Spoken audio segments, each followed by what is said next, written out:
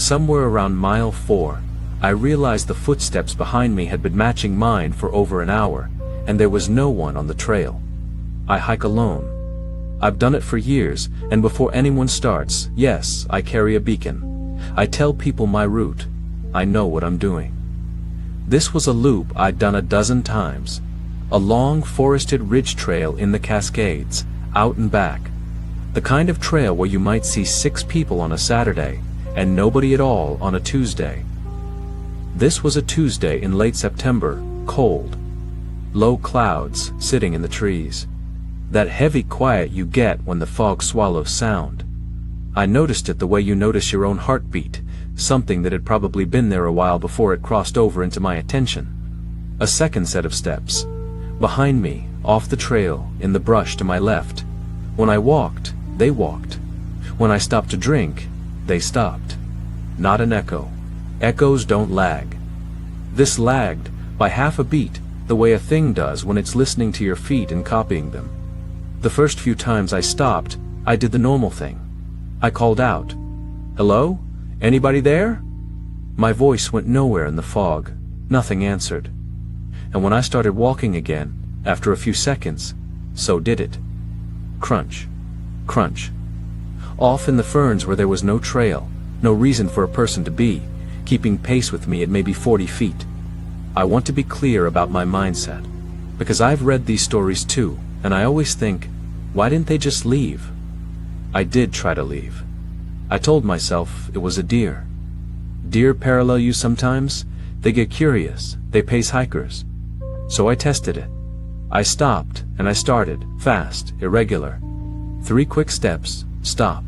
2 steps, stop. A deer doesn't do syncopation. Whatever was out there in the brush matched my broken rhythm, the pauses and all. And that is the moment the back of my neck went cold and stayed cold, because there is no animal that stops when you stop out of politeness. It was keeping pace on purpose. It wanted to stay exactly as far from me as it had decided to be. I did the math I didn't want to do. I was 2 miles from the trailhead, going out. Turning back meant walking toward it or past it. Going forward meant another 4 miles of loop before I came back around. Every choice was more time in those trees with the thing in the ferns. I chose forward, fast, because forward at least ended at my car. For the next mile it stayed with me, and it got bolder. The gap closed. 30 feet. Then I'd catch, at the edge of my vision, when the trail curved, a shape keeping to the tree line. Tall, upright, too still between movements.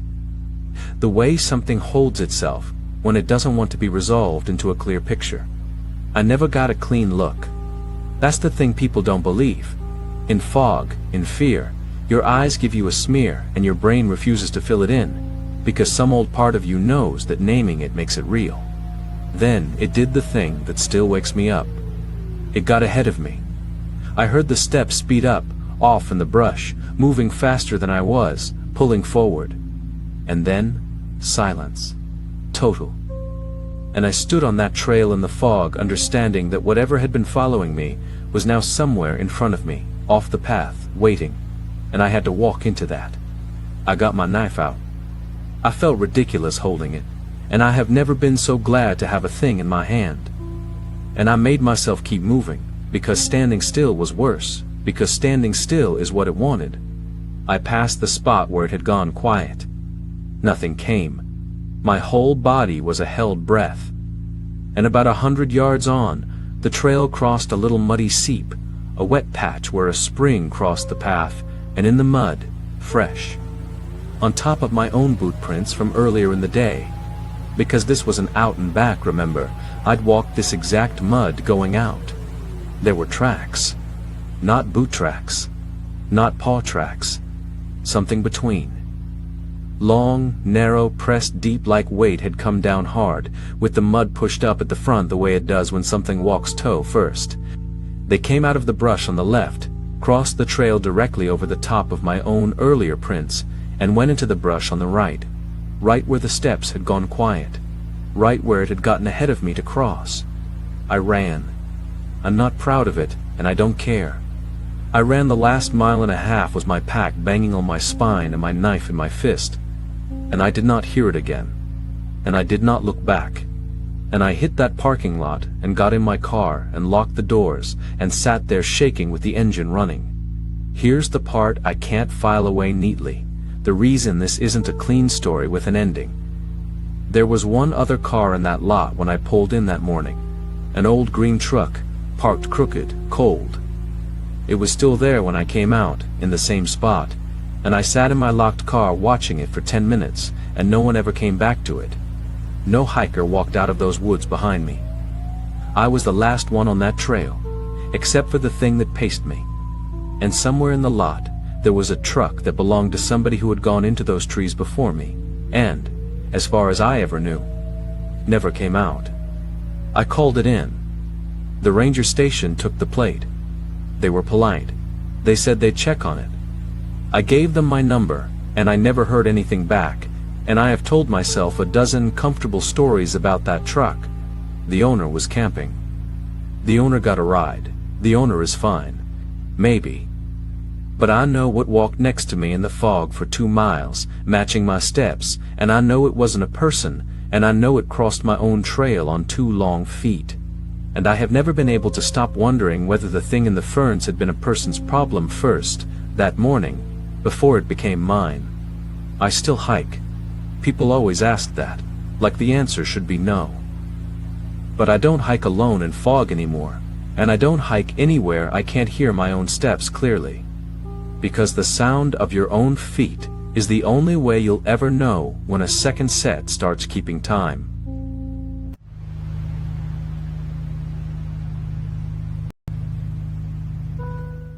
A man stepped out of the trees 40 miles from the nearest road, clean-shaven, in brand-new boots, and asked me if I'd seen his daughter. And I've spent 11 years being grateful that I lied to him. I was through hiking that summer. If you don't know what that is, it means walking a very long trail end-to-end over months. In my case, a big chunk of the Pacific Crest, a few hundred miles of it, alone, but not really alone. Because there's a whole loose community of us strung out along the trail, leapfrogging each other, sharing campsites, trading food. You get to know the rhythm of it. You get to know what a hiker looks like. What a hiker smells like, honestly, which is terrible, all of us, after a week without a shower. That's important. So hold on to it.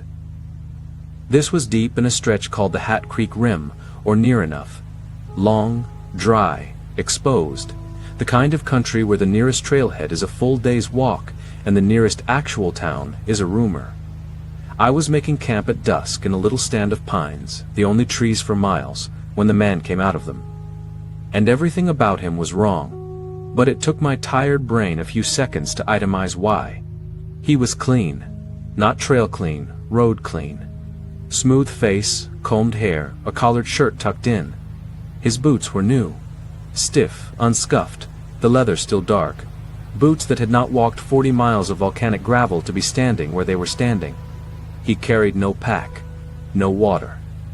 Out there, no water isn't a quirk, it's a death sentence, and he stood in front of me at the end of a bone-dry 20-mile waterless stretch, holding nothing at all, not even a bottle, perfectly comfortable. And he smiled at me, and asked if I'd seen his daughter. I said no. Instinct before thought. He said she'd gone ahead on the trail and he'd lost her, and could I tell him if anyone was camped up the way and where the other hikers were tonight? Friendly. Reasonable, if you didn't look at the boots. And I heard myself lying, smoothly, easily, in a way I didn't decide to do. I told him I hadn't passed anyone in 2 days. I told him I thought the trail was empty behind me for a long way. Both lies. There were at least 4 hikers I knew of within a few miles. A couple I'd shared breakfast with, a solo guy named Pete, a pair of women I'd been leapfrogging for a week. I knew roughly where all of them would be camping, because you talk about it. And something in me, some animal under the tired, polite hiker, decided this man was not going to get their locations from me. He looked at me for a moment after I lied. And the smile stayed, but his eyes did this flat, evaluating thing, like a man checking a figure he suspects is wrong, and he asked again, differently. He asked where I was camped tomorrow night, Not where the water was, not how far to the road, not any question a father looking for a lost girl in the desert would ask. Where would I be, alone, the following night? I told him I hadn't decided. He nodded slowly and he said, "You're smart," in a voice with no warmth in it at all, and he turned and walked back into that little stand of pines. And I stood there with my heart going, and I waited to hear him come out the other side, because it was a small stand of trees, 30 yards deep. You could see daylight through it. I never heard him come out.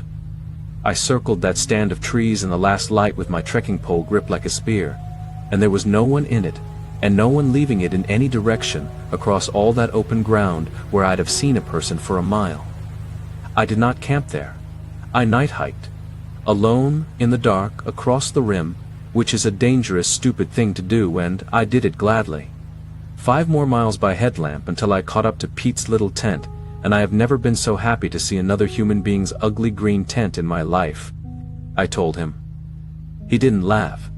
He'd heard something too, the night before, someone walking the edge of his camp in the dark, circling, and he'd assumed it was a curious deer and gone back to sleep. And when I described the man, his face changed and he sat up. We hiked together after that, the 2 of us, and then the couple joined us, and then the 2 women, and by the time we reached the next trailhead, 5 of us walked out together in a clump, and we told the ranger there. An older woman who listened without one flicker of surprise on her face. She wrote it down. And then she told us, carefully, the way you tell people something you don't want to start a panic with, that there had been reports, over a couple of seasons. A man who comes out of nowhere in the dry country, no pack, no water, asking hikers where the others are, where they'll be, who's alone. Always looking for a lost daughter. No daughter has ever turned up. Neither, she said, choosing her words, had a couple of the solo hikers he'd reportedly spoken to. I don't know what he was. A predator who'd figured out that a lie about a lost child unlocks a stranger's helpfulness in the backcountry. Something worse, something the boots and the waterless calm hint at. Something I'd rather not name so far from a road. I have gone back and forth for 11 years. It doesn't matter which. Both of them are the same lesson, and the lesson is the reason I'm telling you this, instead of a ranger telling my parents where they found my pack. Out there, past the last road, kindness is a door, and predators of every kind have learned exactly how to knock on it. A stranger who wants to know where the other people are, where you'll be, who's alone. That is the only question that matters, and there is never a good reason to answer it truthfully. I lied to a smiling man in new boots in the middle of nowhere, for no reason I could have explained at the time, and I think the lie is why I got to become a man who hikes with his kids now, and tells them. When they're old enough, out there, it is okay to be rude. Out there, being liked can get you killed. If a stranger asks where the others are, you have never seen a soul in your life.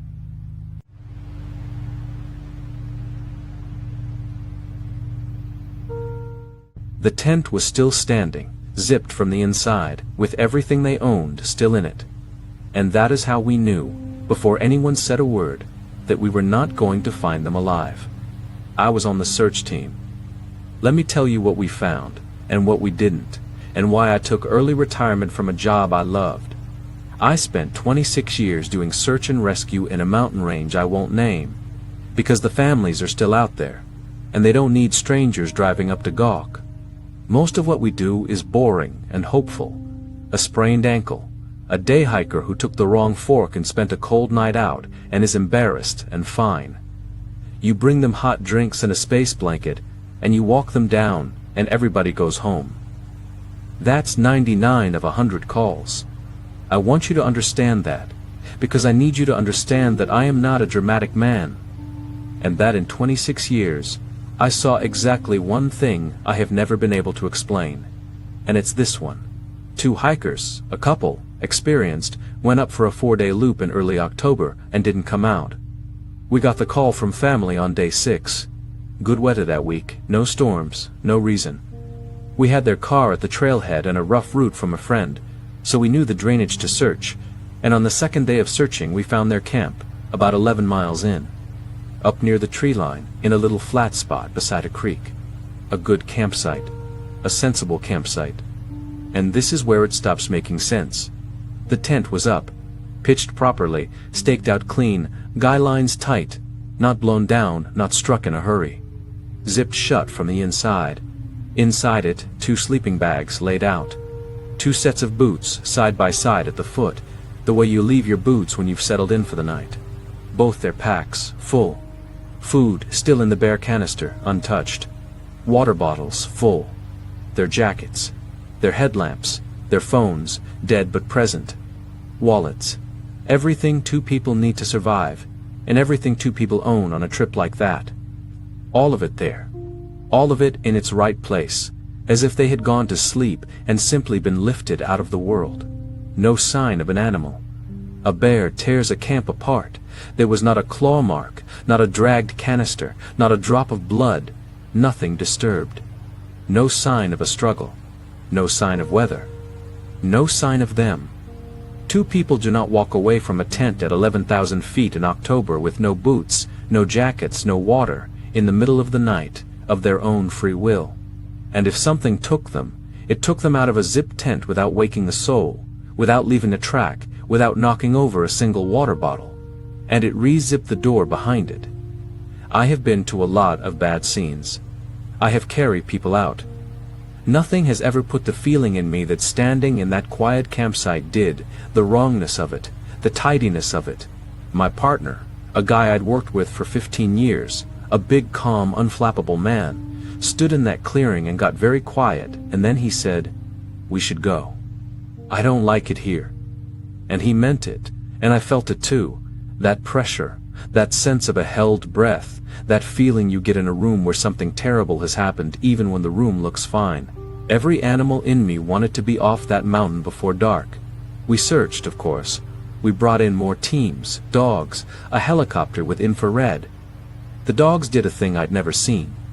They tracked eagerly from the tent for about 60 feet, out toward the creek in the open slope, and then, at a certain line, all of them, every dog over 3 days, stopped.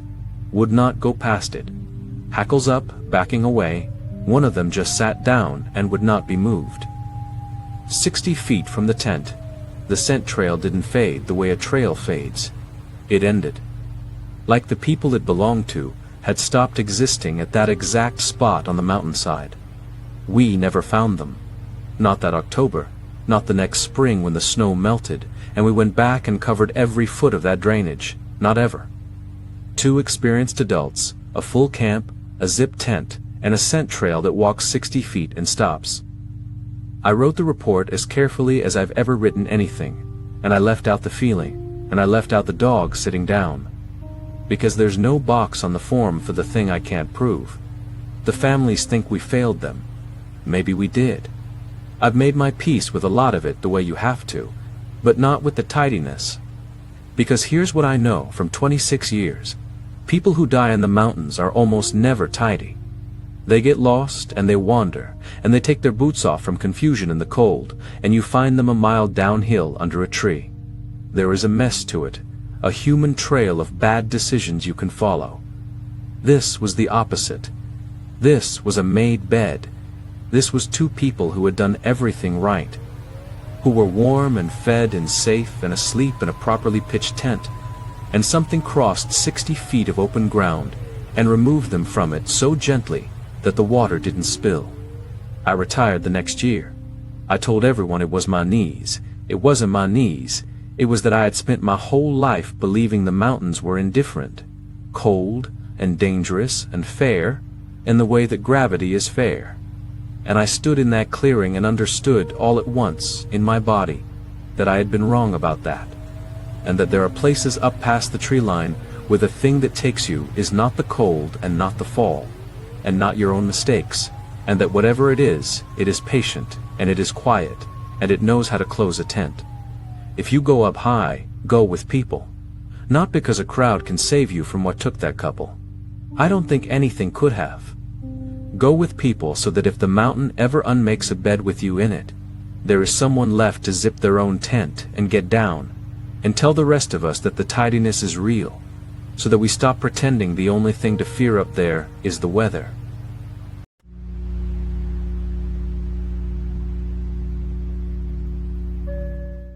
The lights came down the mountain toward us, and it took me far too long to understand that they were wrong, because lights coming down a mountain at night should bounce, and these ones didn't. Let me set it up for you, because the setup is the part that keeps me up. I was 19, and it was 4 of us. Me, my brother, and 2 friends, being exactly the kind of overconfident that gets people's names read out at press conferences. We decided to do a night hike up a local peak to watch a meteor shower from the summit. Not a real mountain, understand. A tall foothill, a couple hours up a well-marked trail. The kind of place families do on a Saturday. We'd all done it in daylight, 100 times. We had headlamps, we had snacks, we had the arrogance of teenagers. We started up at maybe 10 at night under a clear black sky, laughing, loud. The way you are when you're young, and the dark hasn't taught you anything yet. The trail up that peak has a long open stretch, about 2/3 of the way, where the trees fall away, and you're crossing a bald shoulder of the mountain with a big view down the valley on one side, and the dark bulk of the summit above you on the other. We came out onto that open stretch around 11:30, and we stopped, because the sky was incredible, and we sat on the rocks to watch for a while. 4 dumb, happy kids in a little pool of headlamp light. And that's when my brother said, "Somebody else is up here." There were lights above us. On the summit, or near it, up in the dark where we were headed. 2 of them. Whitish, steady, close together. The way a pair of headlamps look when 2 people stand side by side. And my first reaction was relief, honestly. Other people, cool, we're not the only idiots out here. We even waved. One of us shouted a hello up the mountain, and it went out into the dark and nothing came back, which, fine, they were far, maybe they didn't hear. Then the lights started coming down. And I watched them, and something in me began to go quiet and cold, and it took me a minute to understand why. And it was this: they didn't bounce. When a person walks downhill in the dark, their headlamp bobs. It sways side to side with their stride, it dips when they step down, it jerks when they catch their balance on loose rock. It is never, ever still. These 2 lights came down the mountain toward us in a smooth, level, gliding line, holding their spacing exactly, holding their height exactly, moving at a walking pace but with none of the motion of walking. Like 2 lights painted on a sheet of glass that someone was sliding down the slope. Nobody said anything for a second. Then one of my friends, very quietly, said, "Why aren't they bouncing?" And hearing someone else say the thing I was thinking is what tipped it from strange into wrong, because it meant I wasn't imagining it. We told ourselves things. Bikes. No bikes on that trail. And bikes bounce worse. A vehicle. No road up there. Someone carrying a lantern very smoothly, down a rock trail, at that pace, without a single stumble, for that long. Every explanation died as fast as we could build it, and the whole time the lights kept coming, closer, still level, still silent, and now close enough that we should have been hearing boots on gravel, 400 yards, 300. And there was no sound at all, no steps, no voices, no scree shifting. 2 silent, steady lights gliding down a mountain in the dark, straight toward 4 teenagers, and not one sound. At about 200 yards, they stopped. They just stopped, and held, and hung there in the black, side by side, pointed at us. And in the total silence, in that held moment, the 2 lights slowly turned. Not moved, turned. Like 2 eyes rotating toward us in the dark. And I swear on everything that when they came fully around to face us straight on, they got brighter. Both of them. At the same time. Like something had noticed it had our attention. I don't remember deciding to run. I remember my brother grabbing the back of my jacket, and I remember all 4 of us going down that mountain in the dark, at a full sprint, which is its own way to die, and not caring. I remember falling, tearing my hands open on the rock, getting up, running. I remember my brother's headlamp ahead of me bobbing wildly, bouncing, the way a real light bounces when a real terrified person runs, and thinking, even then, that is what a light is supposed to do. We did not stop. We did not look back to see if the 2 steady lights were following. I have wondered 10,000 times whether they were, And I am so glad, that I don't know. We hit the trailhead and the cars, and we drove. And nobody spoke until we were down in the lit streets of town. And then everybody spoke at once, too loud, trying to make it a funny story before it was even over. It didn't take. We've never made it funny. The four of us are grown now, scattered, and we don't talk much. But that story sits between us like a stone, and on the rare times, two of us are in a room. One of us will eventually say, "The lights," and the other will just nod, and will change the subject, because there is nothing to add. There is no ending. There's no ranger who explained it, no news report, no found lantern. There are just two lights that came down a mountain without bouncing, and stopped, and turned to look at us, and got brighter. I've never night hiked again. My kids ask me why. Because I love the outdoors. I take them out in daylight all the time. And I tell them the truth, or the shape of it. That the dark on a mountain is not the same dark as the dark in your bedroom. That it is older, and it is bigger. And every so often, it is paying attention. And I tell them, the one real rule I brought down off that peak, the only piece of it that's useful. If you ever see a light in the dark that moves wrong, that glides when it should bounce, that's silent when it should have steps, you do not wave at it. You do not shout hello. You do not wait to understand it. You go the other way, fast, while it's still far, because by the time it stops and turns to face you, you have already let it get much too close.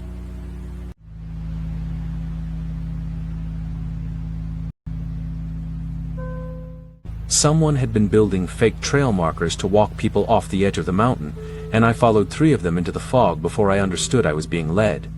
I run mountain trails, long, fast, alone, for 20 years now, and I am telling you this one because it is the only time the mountain ever tried to use my own competence to kill me. If you don't hike much, here's the thing you need. Above the tree line, where there's no dirt path to follow, trails are marked by cairns. Little stacks of rock, 3 or 4 stones piled up, spaced so that from each one you can just see the next. In fog, they're everything. You go cairn to cairn, and as long as you can find the next pile of rocks, you know you're on the route and not wandering off toward a cliff. Every serious hiker trusts cairns the way you trust lane lines on a highway. That trust is the whole story. I was doing a high traverse I'd run a dozen times, an exposed ridge above 9,000 feet, and the fog came in fast the way it does up there, dropping the visibility to maybe 40 feet in a few minutes. No problem. I knew the route, and even if I hadn't, the cairns were right there, leading on into the gray. I settled into that rhythm. Spot the next stack, run to it, spot the next. Comfortable. Almost meditative. Except somewhere in there the rhythm started to feel off, and it took me a while to place why, because it was subtle. And subtle is how it works. The cairns I knew on that ridge were old, weathered, lichen-crusted, settled, built solid by trail crews and packed with years. And the ones I was following now were clean, fresh rock, the pale, unweathered underside of stones that had been lifted recently, balanced a little too neatly, a little too tall. New. And they were leading me, I slowly realized, to the left of where my memory said the route ran. Gently. A few degrees at a time. The kind of drift you'd never notice in clear weather and can't fight in fog, because in fog, the next cairn is the only truth you have. I stopped at the 3rd fresh one, and I stood there with my heart starting to go, doing the thing that saved me, which was simply refusing to move until I'd thought. I got out my phone. No signal. But I had the route loaded offline, a little blue dot on a map. And the blue dot was not on the trail. The blue dot was 60 yards off the route, out on a spur that my map showed narrowing to nothing, to a band of cliffs above a couloir that dropped a very long way onto rock. 3 more cairns in the direction I'd been running, at the spacing I'd been keeping, would have put me over the edge in the fog at a dead run before I ever saw it coming. Somebody had built a second false line of cairns peeling off the real trail and curving out onto the cliffs.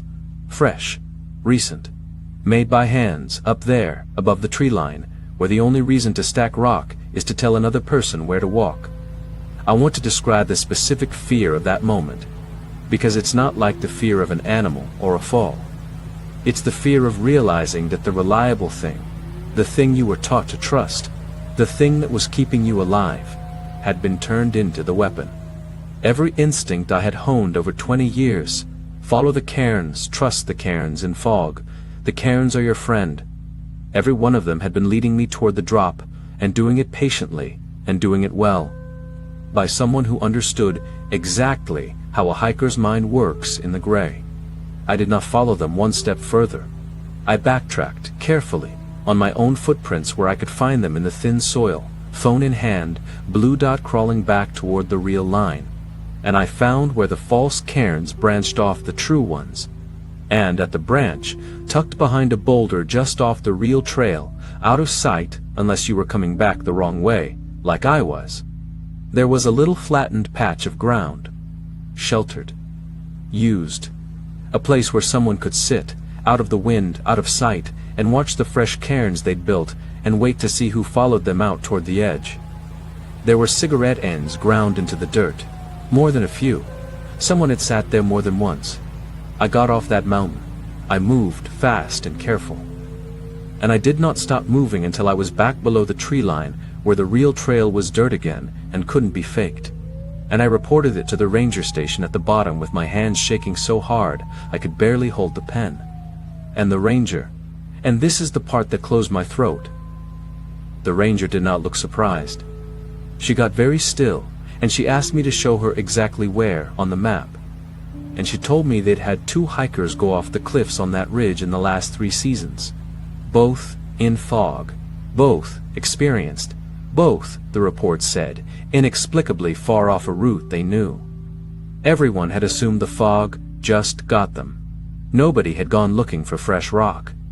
They took the false cairns down, I heard, later. Whether they ever found who sat behind that boulder and smoked and waited, I don't know. I moved states the next year, for work, or that's what I told people. And I have never been able to decide which version of it is worse. That it was a person, some patient, methodical human being who climbed above the tree line to build a beautiful lie out of stone, and then sat in the wind to watch strangers follow it off a cliff. Or the thought, I can't quite kill. The one that comes at 3 in the morning, that the cairns were too good, too well placed, that they read the fog in the fall line better than a person balancing rocks in the cold really could, and that whatever built them didn't need cigarettes, and that the flattened patch and the cigarette ends were just the part a human predator added later, moving into a hunting blind that something else had already made. I still run the high country. It's who I am, I'm not giving it up. But I follow my map now, my own blue dot, the route I loaded at home in the daylight where nothing could reach it, and I do not trust a cairn I don't recognize. If the rocks are fresh, if the stack is a little too tall, if the line pulls even a few degrees off where my memory says the trail should run, I stop. I stop, and I don't take the next one on faith, no matter how lost I am, no matter how thick the fog. Because up there, in the gray, the most dangerous thing on the mountain is not the cliff. It's the helpful little pile of stones, built by patient hands, pointing you gently toward it.